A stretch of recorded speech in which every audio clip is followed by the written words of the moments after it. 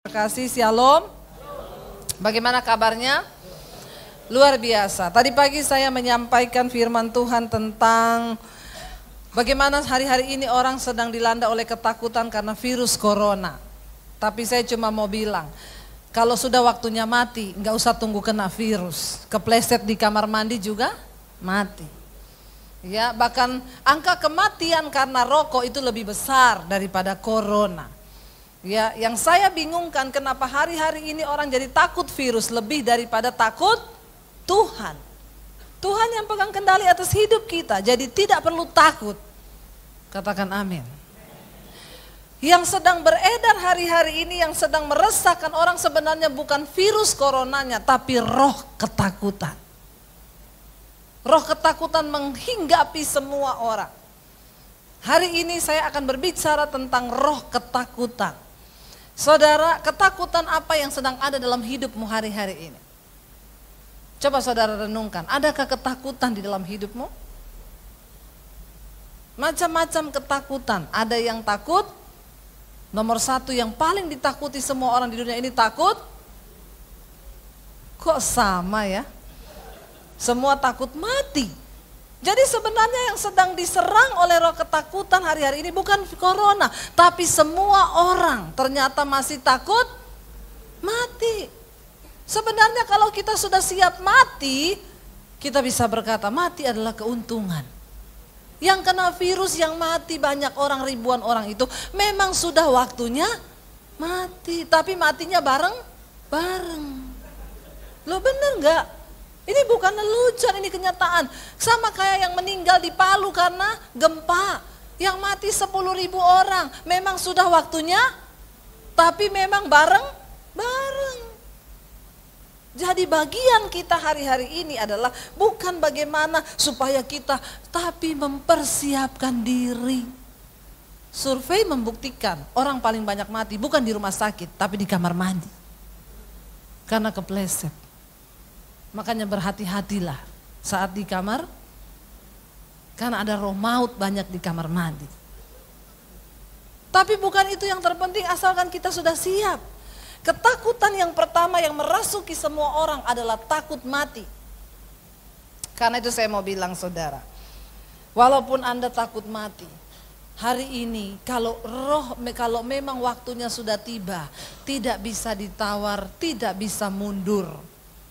Ya, tadi pagi saya sampaikan suaminya BCL muda, ganteng, kaya raya, olahraga, makan sehat, tidak seperti kita makan gorengan. Bener nggak? Pecel lele. Pecel lele itu minyaknya semakin hitam, semakin nikmat rasanya. Ya, bahkan akan dikontrak oleh salah satu produk iklan jantung. Meninggalnya karena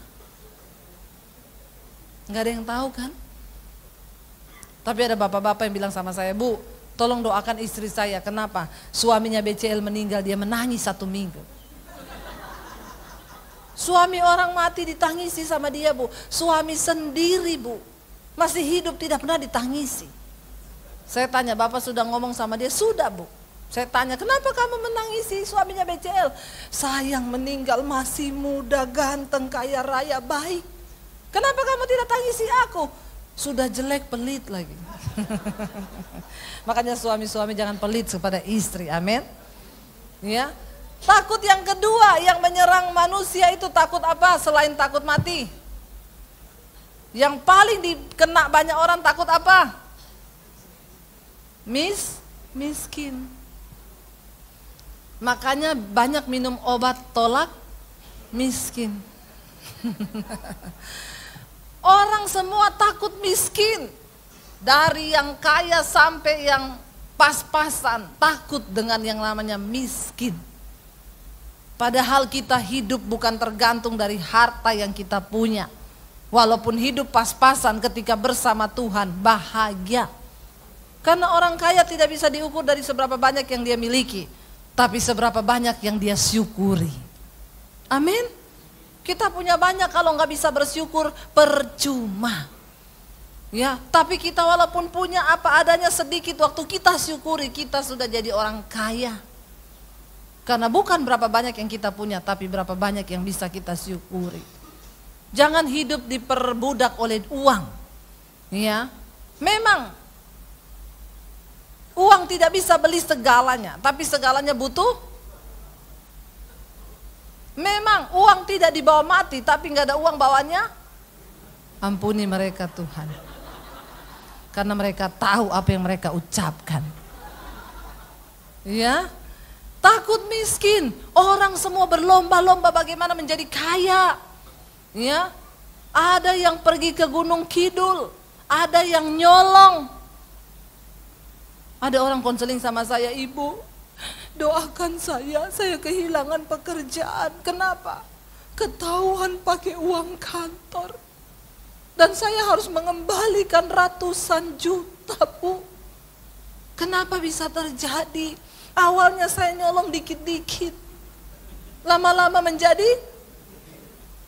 Bukan cuma itu, ada orang yang nyolong uang kolektor di gereja. Pernah kejadian penghitung kolektor, waktu ketahuan sudah ratusan juta. Hati-hati yang suka ngitung uang. Ya, ada setan di situ. Tiap kali ngitung dimasukin di sepatu. Amplop-amplop yang gede diinjak di dalam sepatu. Ya. Memang tidak ada manusia yang lihat, tapi mata Tuhan melihat. Akhirnya ketahuan karena ada satu orang yang kasih persembahan di gereja, tapi tidak keluar di pengumuman. Dia kasih kode di situ. Kenapa nggak ada di pengumuman gereja uang yang saya kasih? Diselidiki, dilihat semua, ternyata ketahuan. Ya, lalu mengaku saudara. Akhirnya harus nyicil. Dan dia dipecat. Kenapa? Orang kepengen kaya, takut miskin. Alkitab berkata, cukupkan dirimu dengan apa yang ada padamu. Waktu kita merasa mencukupkan diri dengan apa yang ada, maka disitulah kita bisa memaknai dan mensyukuri apa yang ada. Kenapa orang bisa nyolong? Takut miskin. Kenapa? Karena gaya lebih besar daripada daya. Makanya saya bilang kemarin, ini khotbah saya lagi banyak beredar di TikTok.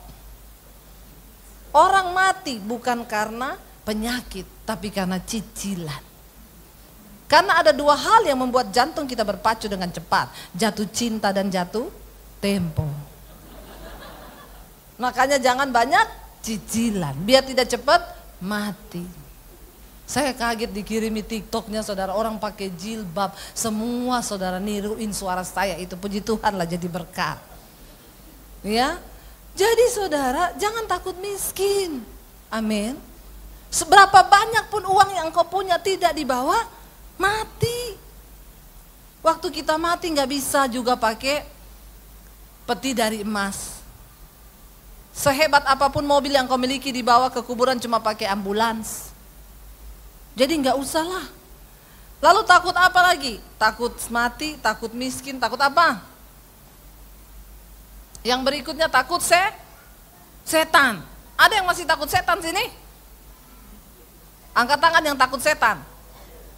Ya, tidak usah takut setan karena sekarang setan itu sudah bilang manusia lebih setan dari. Ya, sampai setan yang takut sama kita. Selingkuh yang disalahin siapa? Setan. Setan bilang enak di lu sial di gua. Ya, jadi nggak usah takut setan. Roh yang ada dalam kita lebih besar. Hidup seadanya saja. Percaya sungguh kepada firman. Oke saudara.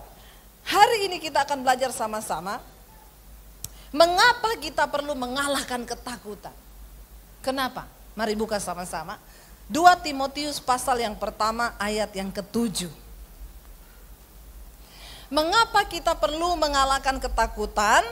Ini baca sama-sama 1, 2, 3. Sebab Allah memberikan kepada kita bukan roh ketakutan, melainkan roh yang membangkitkan kekuatan, kasih dan ketertiban. Kenapa kita harus usir roh ketakutan dari dalam diri kita? Karena itu bukan dari Tuhan. Amin. Ketakutan bukan dari Tuhan. Karena itu kita perlu usir dari diri kita. Sebab Tuhan tidak pernah memberikan kepada kita roh ketakutan. Ketakutan itu roh. Dan kalau dia roh berarti dia bisa mengikat hidup saudara dan saya. Sehingga banyak orang hari-hari ini dibelenggu oleh ketakutan. Pernah satu orang ibu datang kepada saya, Bu Debbie, doakan saya Bu. Mukanya tertekan, cemas luar biasa. Kenapa? Saya kena sakit ginjal Bu. Ya udah kita berdoa ya Bu ya. Waktu kami sedang berdoa, lalu Roh Kudus memberikan saya satu hikmat di dalam hati saya. Ibu ini tertekan bukan karena sakitnya, tapi karena ketakutan akan kematian. Seringkali yang membunuh orang itu bukan penyakitnya, tetapi rasa takut. Lalu saya bilang sama dia, Ibu, Tuhan berkata jangan takut, Ibu takut mati ya. Langsung meledak, dia nangis teriak saudara. Nangis sejadi-jadinya, saya berdoa di dalam nama Yesus. Semua roh ketakutan akan kematian aku patahkan dalam nama Yesus. Dia nangis berteriak sekuat-kuatnya. Dia bilang setelah itu, Ibu saya merasakan kelegaan. Iya Ibu, orang sakit belum tentu langsung mati. Tapi kalau Ibu diikat oleh roh ketakutan, Ibu bisa langsung mati.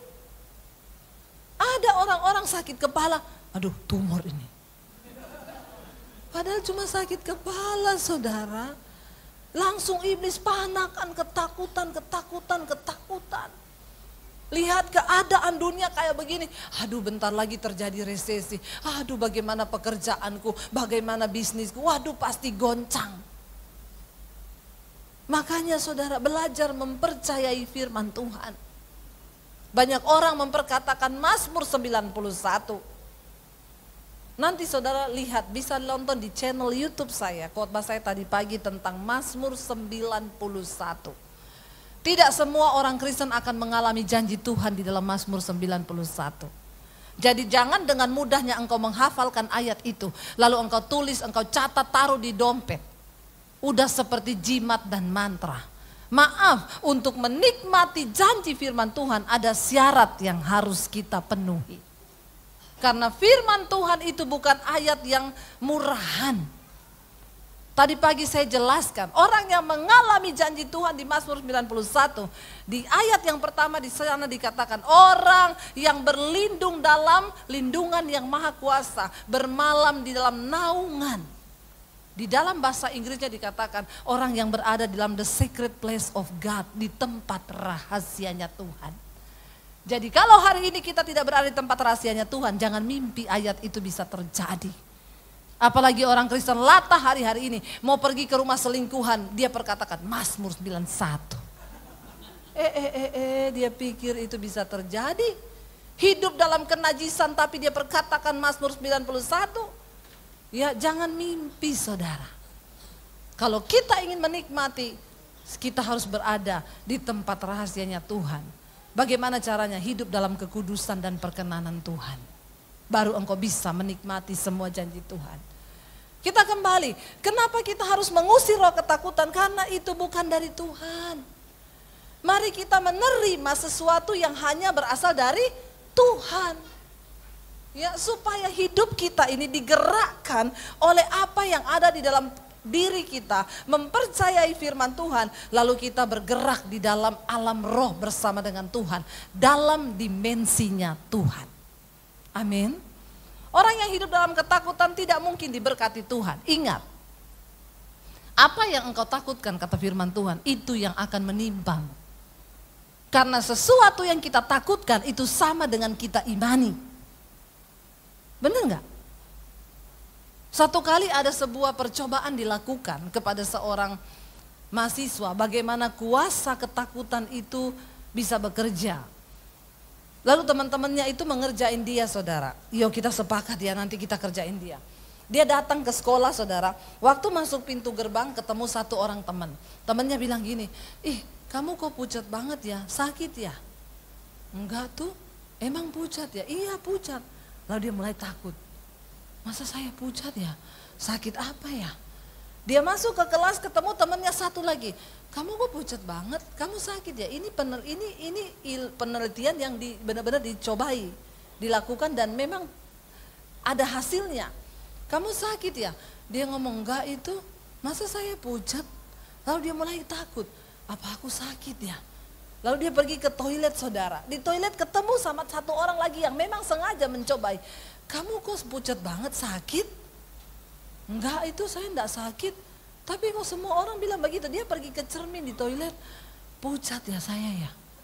Sakit ya? Lalu dia mulai takut. Emang saya ada sakit ya? Saudara tahu, 3 hari kemudian dia tidak masuk sekolah. Beberapa hari semua teman berkata begitu. Lalu berapa hari kemudian mereka dengar dia benar-benar diopnam. Kenapa? Karena ketakutan. Waktu kita takut, tubuh kita memproduksi hormon yang sangat merugikan kesehatan. Makanya jangan takut. Berserah kepada Tuhan saudara. Ya, harus kita lawan semua roh ketakutan. Kenapa? Yang pertama, itu bukan dari Tuhan. Alkitab berkata, sebab Allah tidak memberikan kepada kita roh ketakutan. Ya, Allah yang Allah berikan kepada kita bukan roh ketakutan, melainkan roh yang membangkitkan kekuatan. Ketakutan lawan katanya kekuatan. Orang-orang yang hidup dalam ketakutan, mereka lemah dan tidak bisa punya kekuatan. Makanya tentara yang takut tidak mungkin memenangkan pertempuran. Karena dia sudah kalah sebelum berperang. Amin. Waktu para pengintai didengarkan kata-kata yang menakutkan. Kamu mau ke sana, itu orang-orang gede-gede. Tidak mungkin kita menang. Ciut, semuanya mundur, nggak ada yang berani. Tetapi Yosua dan Kaleb memberanikan diri dan mempercayai firman Tuhan. Saudara, kita nggak bisa mendengarkan iblis, apa yang iblis taruh dalam hidup kita. Hari ini yang perlu engkau lakukan, membangkitkan dan membangun imanmu. Percaya sungguh kepada Tuhan. Bahwa rancangan Tuhan bagi kita itu yang terbaik. Sambil kita hidup dalam takut akan Tuhan. Hanya satu ketakutan yang perlu kita hidupi hari-hari ini. Takut akan Tuhan. Itu adalah satu ketakutan yang mengalahkan semua ketakutan yang lain. Amin.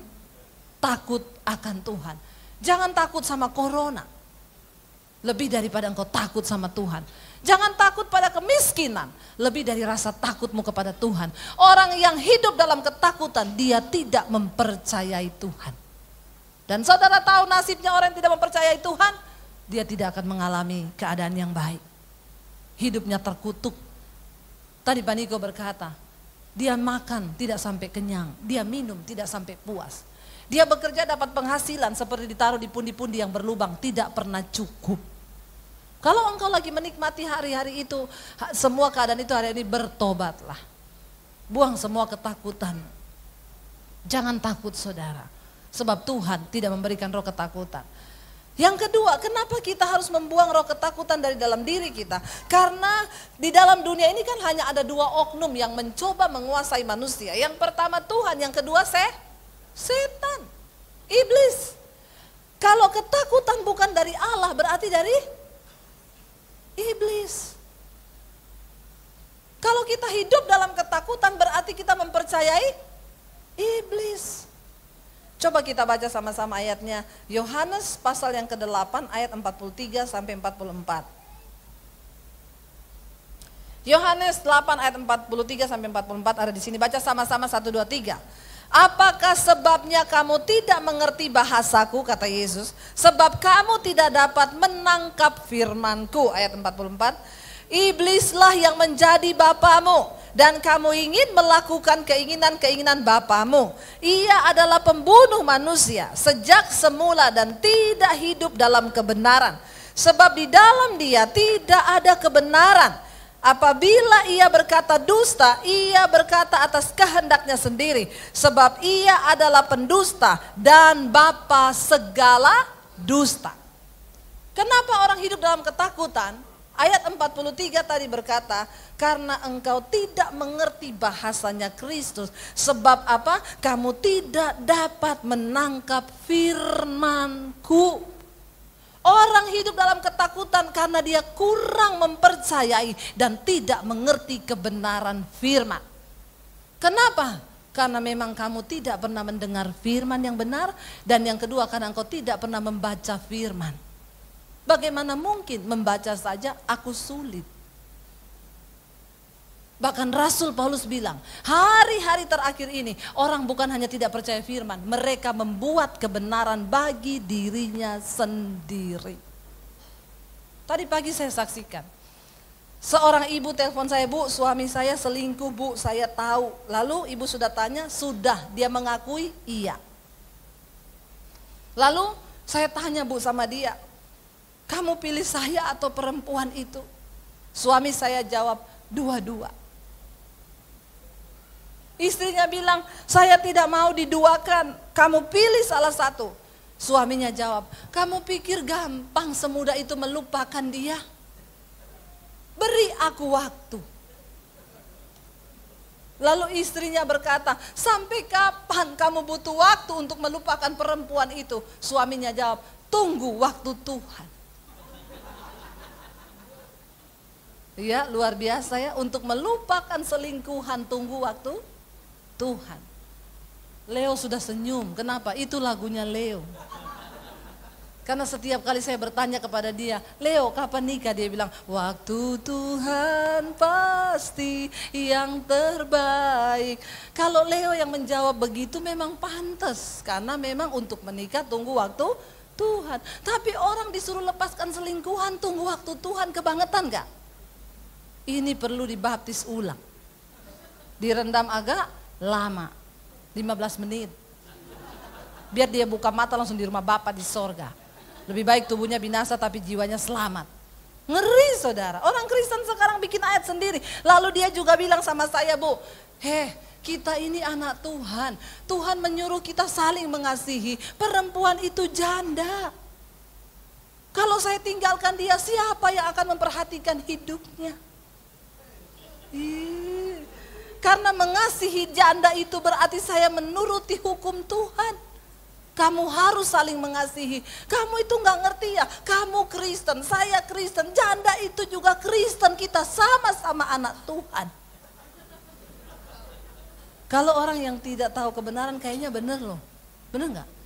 Saya bilang sama ibu itu, berarti suamimu sering dengerin khotbahnya Roma Irama, bahwa menikahi janda-janda itu ibadah. Tapi ibadah kalau nikahi janda tua. Kalau nikahi janda muda bukan ibadah, nafsu. Coba nikahi janda tua sana, yang sudah ompong peot. Nah itu ibadah itu. Saya angkat jempol. Yang dinikahi janda-janda muda yang seksi. Terus dia bilang, "Kan saya melakukan hukum Tuhan, Bu." Makanya Yesus bilang, "Kamu ndak bisa ngerti firmanku, malah bikin firman baru." Saya bilang memang Tuhan suruh kita mengasihi sesama anak Tuhan. Tapi Yesus tidak bilang begini, "Kasihilah janda-janda muda itu dan nikahilah mereka." Ndak ada ayatnya, sudah jangan putar balik firman. Kenapa kita hidup dikuasai ketakutan, dikuasai dosa? Karena Yesus bilang, kamu, nah ini saudara, kenapa saudara? Karena di sini tadi dikatakan, iblis itu bapa dari segala.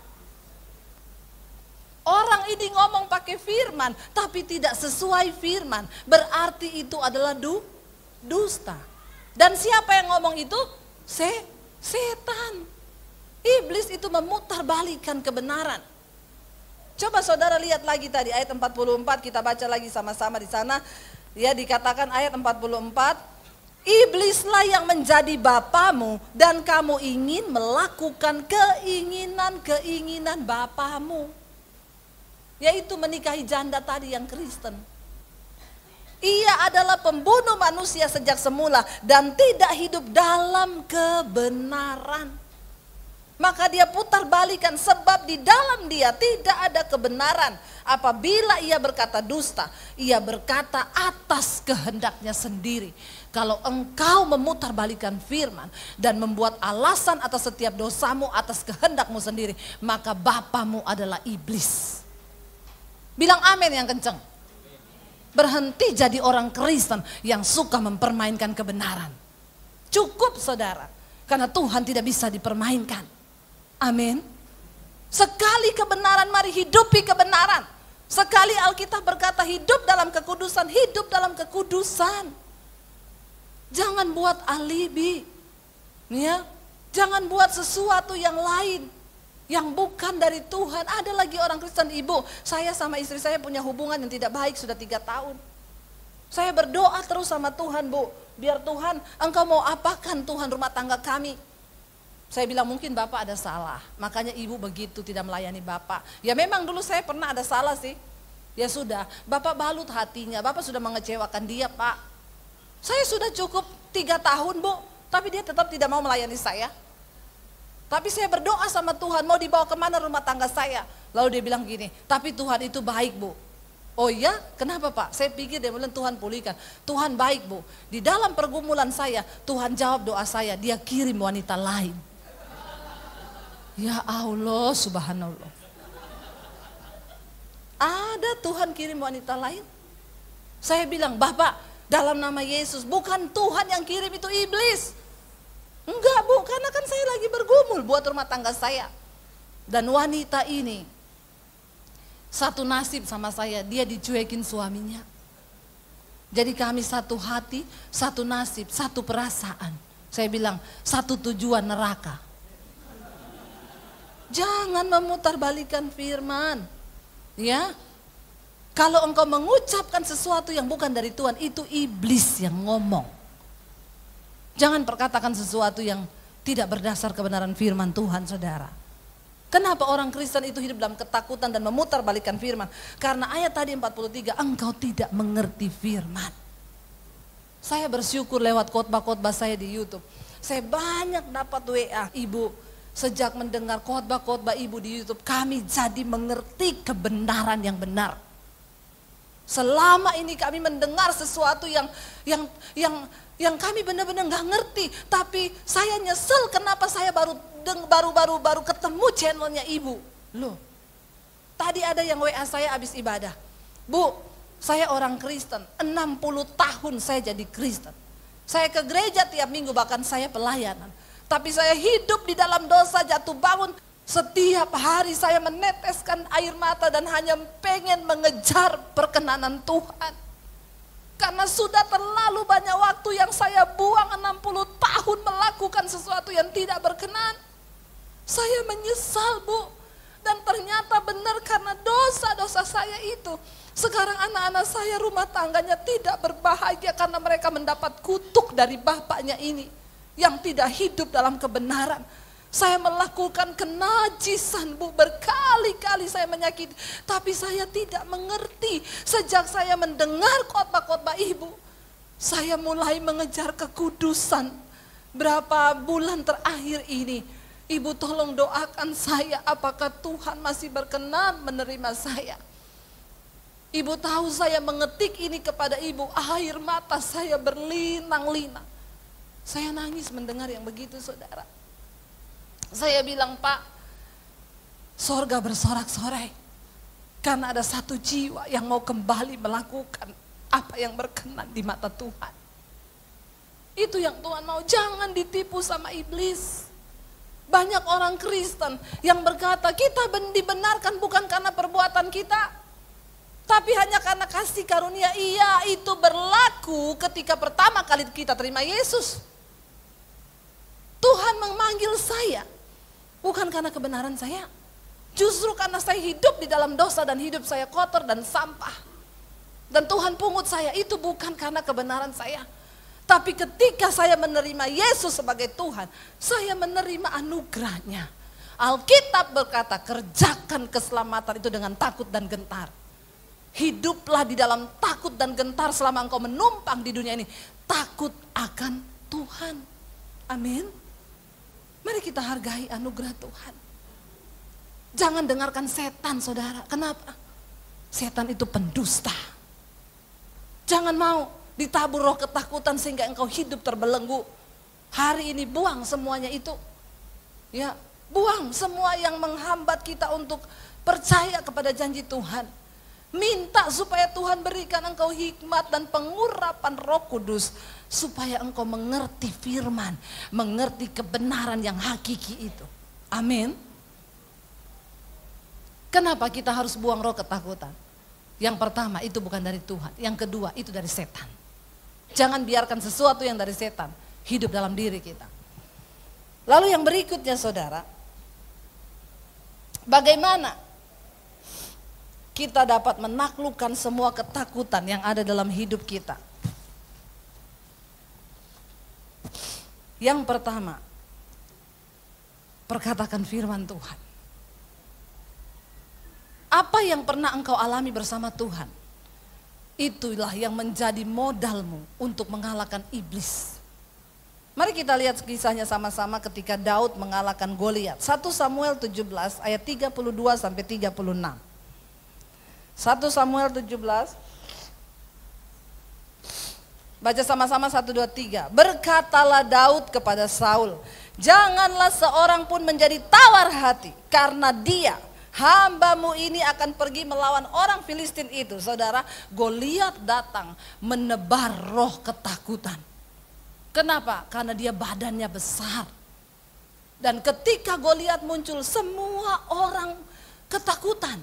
Mereka lupa bahwa Tuhan lebih besar daripada Goliat. Amin. Sebesar apapun masalahmu, ingatlah bahwa Tuhan lebih besar dari masalah kita.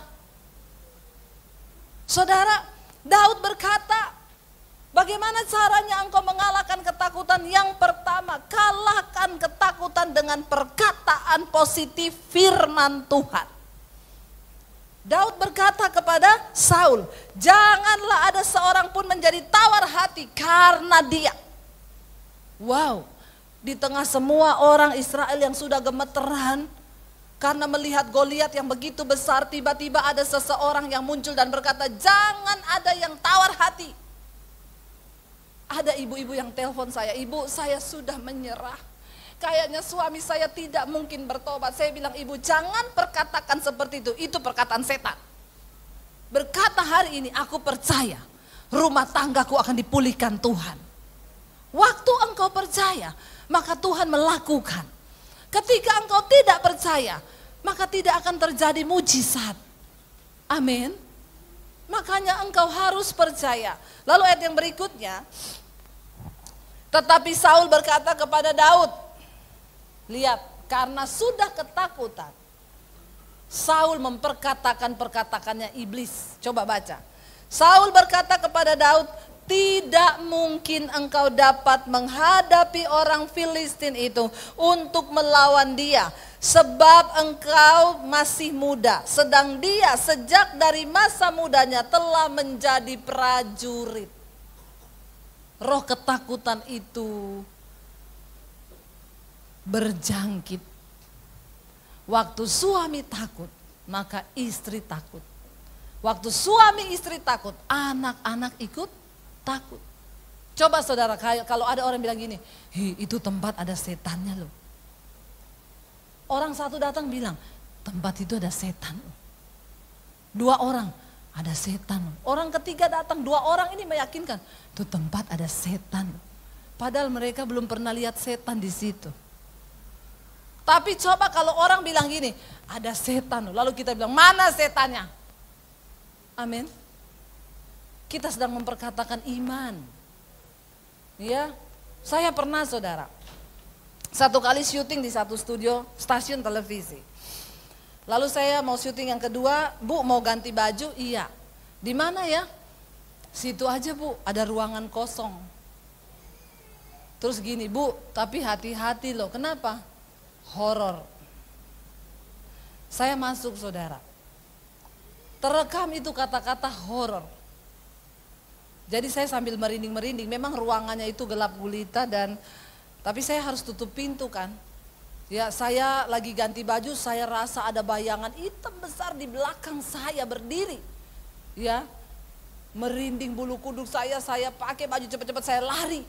Lalu mereka bilang, "Ada apa Ibu? Sudah mengalami kan? Kita di sini kalau syuting tengah malam, Bu, di kamera sering ada penampakan." Iya. Saya pergi lagi ke ruangan itu. Oh, setan sudah menipu saya. Saya masuk lagi ke ruangan itu, saya bilang, di mana engkau setan? Kamu pikir saya takut? Roh yang ada dalamku lebih besar. Enggak ada tuh yang menampakkan diri. Kenapa saya merasa ada bayangan hitam besar? Karena saya sudah ditanamkan perkataan iblis, horor loh Bu di situ.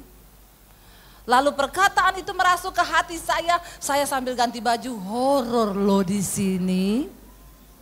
Lalu tiba-tiba ada bayangan muncul di belakang saya lari ketakutan. Tapi waktu saya mengerti tipu daya iblis, saya masuk ke ruangan itu, saya berdiri lama, enggak ada apa-apa. Amin. Itu tipuan iblis. Ya. Jadi kalau engkau takut, perkatakan. Ya, lihat Saul, dia sudah kejangkit roh ketakutan dari orang Israel. Yang berkata, itu Goliat gede banget. Bahkan Saul berkata kepada Daud, enggak mungkin kamu bisa kalahkan dia, kamu masih anak kecil ingusan. Dia prajurit tiap hari kerjaannya latihan. Kamu apa? Enggak pernah latihan. Kerjamu cuma kambing gembala, kambing domba. Ayat yang berikutnya. Tetapi Daud berkata kepada Saul, hambamu ini. Bagaimana mengalahkan ketakutan? Ketika engkau punya pengalaman pribadi bersama Tuhan, itu menjadi modal engkau mempercayai Tuhan, karena aku pernah mengalami dulu. Daud bilang begini, hambamu ini biasa menggembalakan kambing domba ayahnya. Apabila datang singa atau beruang yang mau menerkam seekor dari domba kawanannya, maka aku mengejarnya. Singa dikejar, beruang dikejar, menghajarnya dan melepaskan domba itu dari mulutnya. Wow, enggak saudara? Ya. Kemudian apabila ia berdiri menyerang aku, maka aku menangkap janggutnya, lalu menghajarnya dan membunuhnya. Ternyata di padang dia menggembalakan, dia sudah punya pengalaman dengan Tuhan. Semakin banyak engkau menghadapi persoalan dan engkau melewatinya bersama dengan Tuhan, dan engkau melihat kemenangan, itu akan menjadi modal untuk engkau mempercayai Tuhan dan tidak ragu dengan janji kemenangannya. Karena itu ketika engkau sedang menghadapi sesuatu yang berat, Daud menghadapi singa dan beruang itu bukan tantangan yang mudah. Bagaimana mungkin seorang manusia bisa kalahkan singa dan beruang? Hei, tidak mungkin. Tapi bersama dengan Tuhan, Daud mengalahkan singa dan beruang itu. Engkau bisa menghadapi setiap persoalan berat di hidupmu. Semua cuma tergantung ketika engkau mau percaya sama Tuhan. Amin saudara. Percayai Tuhan. Ya, Daud bilang, aku merobek mulutnya, aku tarik janggutnya. Aku keluarkan domba dari mulutnya, lalu aku bunuh singa dan beruang itu. Ayat berikutnya saudara. Baca sama-sama 1, 2, 3. Baik singa maupun beruang telah dihajar oleh hambamu ini, dan orang Filistin yang tidak bersunat itu, ia akan sama seperti salah satu daripada binatang itu, karena ia telah mencemooh barisan daripada Allah yang hidup. Waktu setan menakuti engkau dengan tipu dayanya, dia sedang mencemooh Tuhanmu yang besar. Karena itu jangan percaya. Engkau perkatakan firman Tuhan. Daud bilang apa? Nasibnya akan jadi sama seperti singa dan beruang. Kenapa? Karena dia mencemooh barisan Allah yang hidup. Daud punya keyakinan Tuhannya lebih besar daripada Goliat. Amin. Lalu ayat berikutnya berkata, pula kata Daud, Tuhan yang telah apa? Melepaskan aku dari cakar singa dan dari cakar beruang. Dia juga yang akan melepaskan aku dari tangan orang Filistin itu. Kata Saul kepada Daud, pergilah, Tuhan menyertaimu. Langsung berubahkan omongannya Saul. Waktu dia dengar perkataan firman, saudara, engkau bisa mengubah keadaan, engkau bisa mengubah orang-orang di sekelilingmu waktu engkau datang dengan perkataan firman. Sekalipun dokter bilang sakitmu tidak mungkin sembuh, bagi Tuhan tidak ada perkara yang mustahil. Saya mau saksikan saudara, saya diundang pelayaran di Purwokerto. Saya ketemu dengan sepasang suami istri yang undang saya. Saya dijemput oleh anaknya, ya sudah selesai kuliah dan sudah bekerja. Lalu di jalan dia cerita, ibu, anak saya ini menurut perkiraan dokter dulu harusnya meninggal sejak di dalam kandungan. Kenapa Pak? Saya punya anak kembar, lama kami menikah tidak punya anak, lalu kami berdoa, lalu istri saya hamil. Ketika hamil kami periksa ke dokter, Bu. Dokter bilang sebaiknya digugurkan. Kenapa? Karena ibu punya kista. Dan ada virus di dalam kandungannya ibu. Itu virus yang ada di kucing.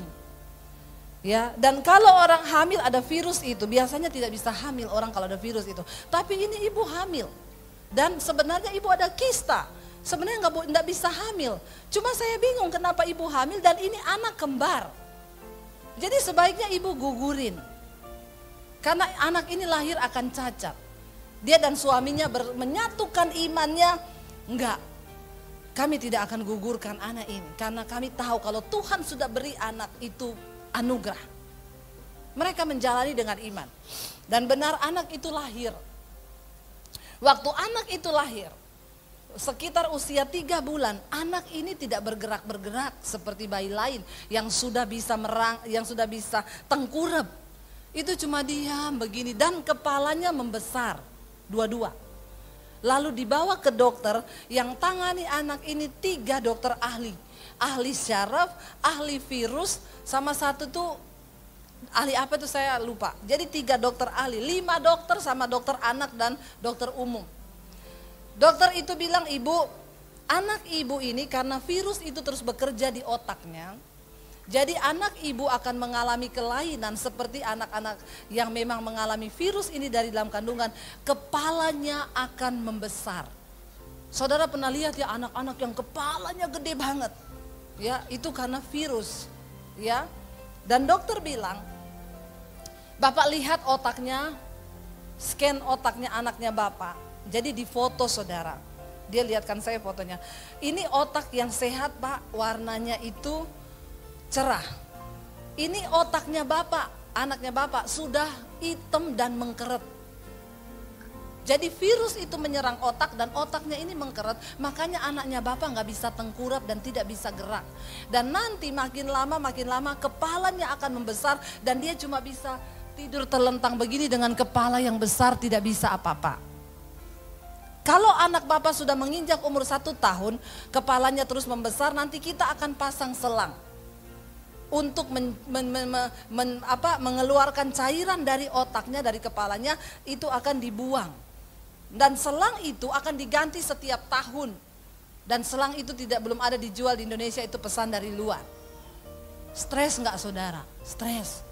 Ibu itu bilang, saya terpukul Bu Debbie luar biasa. Kenapa? Karena saya punya teman, anaknya begitu Bu. Memang gak bisa apa-apa, kepalanya gede di tempat tidur. Lalu dari dokter ahli virus, ahli ini kasih obat antibiotik. Obat segini setiap hari anak ini saudara dari bayi. Harus diminumin obat-obat ini. Ya, dia bilang bayangkan ibu, dan saya tanya dokter, dok obat ini menyembuhkan? Tidak. Hanya untuk menahan saja, tapi nggak bisa sembuh. Lalu suami istri ini diproses Tuhan.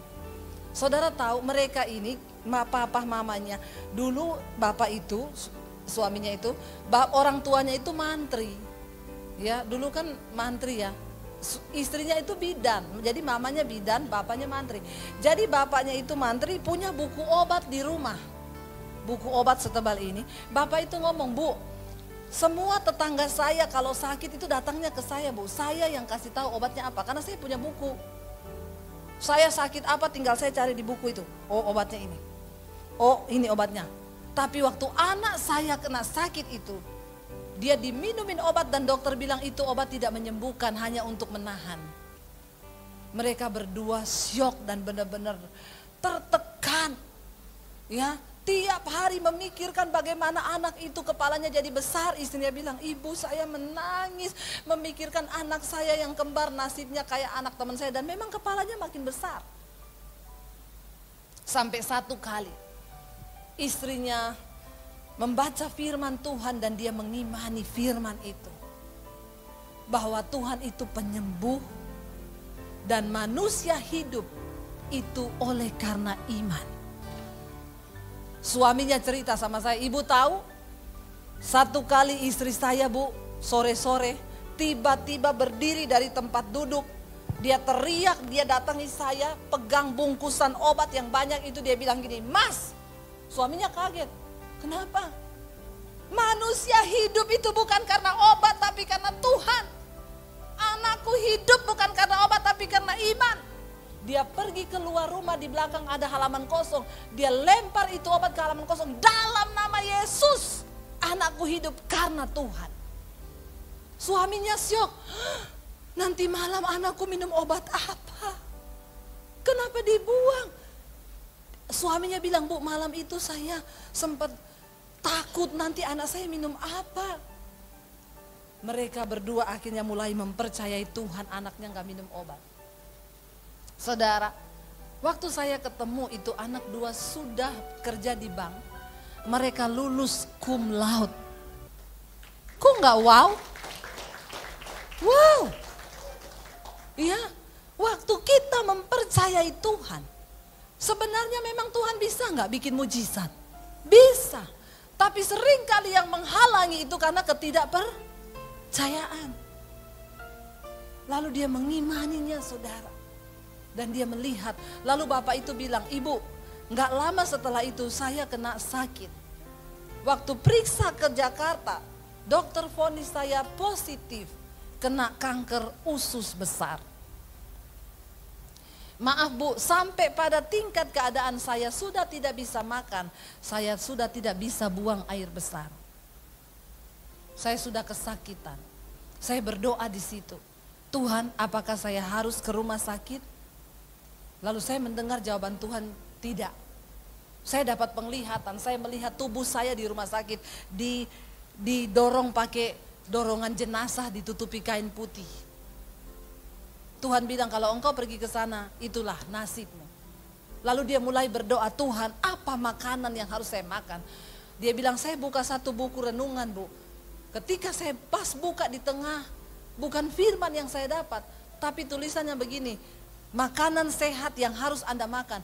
Di situ ditulis, makanlah buah-buahan dan sayur. Dan sejak saat itu Bu, saya tiap hari tidak makan apa-apa, cuma buah dan sayur di blender, di apa, sembuh.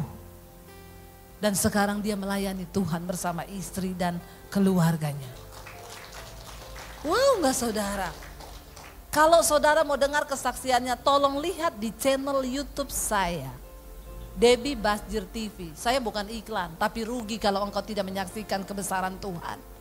Di situ ada foto-foto anaknya yang sudah dewasa, dari mereka masih bayi. Saudara lihat saja judulnya di situ,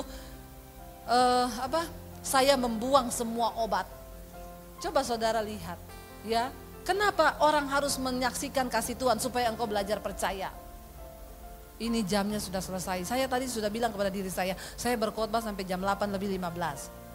Karena jam 8:15 itu berarti 45 menit. Sekarang saya sudah 1 jam. Sudah kelebihan banyak waktunya. Tapi enggak apa-apa ya. Mau sampai jam berapa? Sampai jam 12 Anda puas, saya lemes. Karena ini sudah yang kelima saya khotbah saudara ya. Saudara luar biasa kan? Kenapa engkau harus memperkatakan firman? Karena firman itu berkuasa mengubahkan keadaanmu. Lihat ketika Daud memperkatakan firman, langsung Saul berubah. Dia bilang apa? Ya sudah, pergi, Tuhan menyertaimu. Wow, enggak saudara? Coba kita lihat ayat yang berikutnya saudara. Ya. Lalu Saul mengenakan baju perangnya kepada Daud, ditaruhnya ketopang tembaga di kepalanya dan dikenakanlah baju sirah kepadanya. Saul meminjamkan baju perangnya kepada Daud karena dia bilang, "Daud, kamu menghadapi prajurit enggak boleh enggak pakai baju perang. Ini perlindungan bagimu." Ayat yang berikutnya, lalu Daud mengikatkan pedangnya di luar baju perangnya. Kemudian ia berikhtiar berjalan sebab belum pernah dicobanya. Dia belum pernah pakai baju perang. Maka berkatalah Daud kepada Saul, "Aku tidak dapat berjalan dengan memakai ini sebab belum pernah aku mencobanya." Kemudian ia menanggalkannya. Jangan coba sesuatu yang belum pernah Anda alami kuasanya. Enggak usah cari dukun, enggak usah cari orang pintar. Enggak usah coba dengan kekuatanmu, tapi percaya kepada kekuatan Tuhan. Daud mengandalkan Tuhan sepenuhnya. Dia bilang, "Maaf Saul, saya enggak pernah pakai ini, copot aja." Ayat yang berikutnya berkata apa? Lalu Daud mengambil tongkatnya Di tangannya dipilihnya dari dasar sungai 5 batu yang licin dan ditaruhnya dalam kantong gembala yang dibawanya, yakni tempat batu-batu sedang umpannya dipegangnya di tangannya. Demikianlah ia mendekati orang Filistin itu. Siapa sangka cuma dengan 5 batu dari sungai ternyata bisa bunuh Goliat. Jangan pernah batasi Tuhan dengan caramu, karena Tuhan suka bekerja dengan cara yang tidak terduga. Amin. Bagian kita mempercayai saja. Enggak usah mendikte Tuhan. Tuhan harusnya begini. Udah copot semua. Yang engkau rasa mungkin bisa. Jangan harapkan orang lain menolongmu, keluargaku bisa tolong saya. Berhenti menyalahkan keadaan dan mengharapkan sesuatu yang lain selain daripada Tuhan. Kenapa? Karena Tuhan bekerja dengan cara yang ajaib. Bahkan yang tidak pernah muncul di dalam akal logika kita. Ayat berikutnya berkata, orang Filistin itu kian dekat menghampiri Daud. Di depannya orang yang membawa perisainya. Bayangkan perisainya aja dibawain saudara. Saking gedenya. Lalu ayat berikutnya berkata, ketika orang Filistin itu menunjukkan pandangannya ke arah Daud serta melihat dia, dihinanya Daud karena ia masih muda, kemerah-merahan dan elok parasnya. Dia bilang, anak kecil. Tuhan bisa memakai siapa saja. Bukan cuma hamba Tuhan, Anda pun bisa dipakai Tuhan dengan luar biasa. Waktu engkau percaya sungguh kepada Tuhan. Berikutnya kita baca, orang Filistin itu berkata kepada Daud, anjingkah aku, maka engkau mendatangi aku dengan tongkat. Lalu demi para allahnya orang Filistin itu mengutuki Daud. Dia mengejek Daud, kamu pikir saya anjing? Datangi pakai tongkat, aku nih bawa lembing. Pakai baju prajurit, pakai baju perang. Lu itu pikir aku anjing yang gampang dikalahkan dengan tongkat? Lalu ayat berikutnya berkata, pula orang Filistin itu berkata kepada Daud, hadapilah aku, maka aku akan memberikan dagingmu kepada burung-burung di udara dan kepada binatang-binatang di padang. Jangan dengarkan iblis. Ini perkataan setan yang coba melemahkan imannya Daud. Tapi Daud menentangnya dengan apa? Ayat 45. Tetapi Daud berkata kepada orang Filistin itu. Baca sama-sama, 1, 2, 3. Engkau mendatangi aku dengan pedang dan tombak dan lembing. Tetapi aku mendatangi engkau dengan nama Tuhan semesta alam, Allah segala barisan Israel yang kau tantang itu. Wow, enggak? Bagaimana cara kita mengalahkan ketakutan? Percaya dalam nama Tuhan. Datangi masalahmu dengan nama Tuhan. Dan hidup di dalam perkenanan Tuhan. Itu yang paling penting, karena Tuhan menolong orang yang berkenan di hatinya. Amin. Ayat berikutnya berkata, hari ini juga, baca sama-sama, Tuhan akan menyerahkan engkau ke dalam tanganku dan aku akan mengalahkan engkau dan memenggal kepalamu dari tubuhmu. Hari ini juga aku akan memberikan mayatmu dan mayat tentara orang Filistin kepada burung-burung di udara dan kepada binatang-binatang liar, supaya seluruh bumi tahu bahwa Israel mempunyai Allah. Wow enggak? Kenapa Tuhan izinkan persoalan terjadi dalam hidupmu? Supaya waktu engkau ditolong Tuhan, orang lain melihat bahwa Tuhanmu hebat. Amin. Keluargamu melihat bahwa Tuhanmu hebat. Saya menjalani semua proses yang Tuhan izinkan terjadi dalam hidup saya. Papi saya waktu suruh pergi saya dari rumah, kamu pergi jangan bawa ijazah. Saya melihat Yesus kasih makan kamu pakai apa. Saya cuma berlutut di kaki Tuhan. Dan saya cuma bilang, Tuhan, satu saat aku akan membuktikan Tuhan bukan cuma kasih makan aku, tapi Tuhan berikan lebih daripada sekedar makanan. Dan saudara tahu, hari-hari ini saya akan memberkati keluarga saya yang dulu pernah menghujat nama Tuhan. Cuma satu kerinduan saya supaya apa? Supaya orang tahu bahwa aku punya Tuhan yang besar. Amin. Bahwa Allah kita lebih besar daripada Allah mereka. Bahwa Tuhan kita adalah Tuhan yang hidup. Yang sanggup mengubahkan hidup kita, saudara. Jangan pernah menyerah apapun keadaanmu hari ini. Tetap percaya kepada Tuhan. Tetap berharap supaya apa? Lewat semua masalah di hidup kita, orang bisa melihat bahwa Tuhan kita Tuhan yang besar.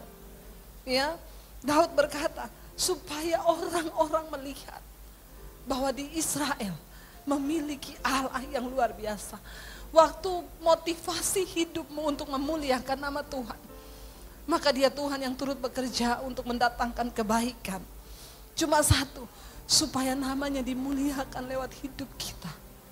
Karena itu bertobatlah dan hiduplah di dalam perkenanan-Nya. Mari kita bangkit berdiri. Kami bersyukur Tuhan.